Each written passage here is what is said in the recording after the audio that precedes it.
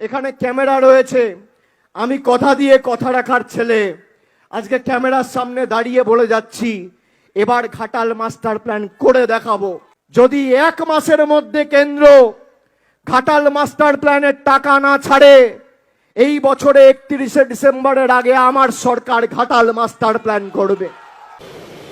আচ্ছা, ঠিক আছে। কেন্দ্র সরকারের তরফ থেকে কোনো সদুত্তর না পাই, তাহলে কারোর দয়া দাক্ষিণ্যে আমরা বেঁচে নেই। 1300 কোটি, 1400 কোটি, 1500 কোটি যা লাগুক আমাদের মামাটি মানুষের সরকার দেবে। আর আগামী নির্বাচন ঘাটালের মাটিতে ঘাটালের মাস্টার প্ল্যানকে সামনে রেখে হবে।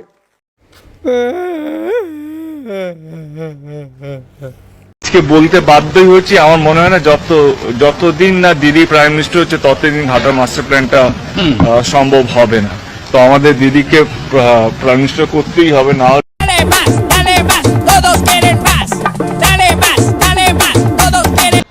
প্রতিশ্রুতি মানেই প্রতারণা, আর প্রতিশ্রুতি মানেই চিট করা। ইংরেজিতে বলে চিটিংবাজ, চিট চিট চিট করা। तू समझा? हाँ नहीं तू समझा नहीं। এখানে সব কি বলে আর জনগণের সাথে কি হয়, কে ঠিক কে ভুল বোঝা মুশকিল আজকের বর্তমানে।